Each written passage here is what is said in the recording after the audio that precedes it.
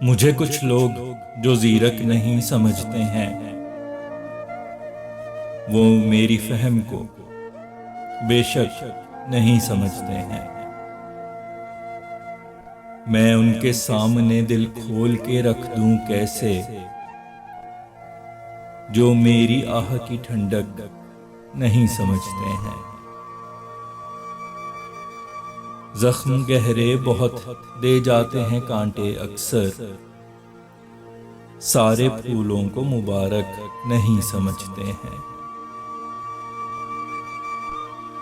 जो मानते हो अपनी जात को सबसे अफजल, वो किसी और का मसलक नहीं समझते हैं। तुम उनके सामने मंतक हजार रख दोगे, अगर ना दिल पे हो दस्तक नहीं समझते हैं। काबिले कदर है जो जानो दिल निसार करे, अपना उस शख्स को सेवक नहीं समझते हैं।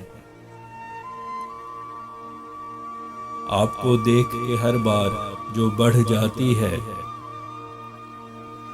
आप दिल की मेरे धक धक नहीं समझते हैं। मैं जो आऊं तो समझते हैं सवाल ही होगा, दरे दिल पे हुई ठक ठक नहीं समझते हैं। खमे लब देख के ये शाद मानते हैं मुझे तो लोग ये अब तक नहीं समझते हैं। मुझे तफसील से पड़ता है बताना उनको, वो मेरी बात अचानक नहीं समझते हैं।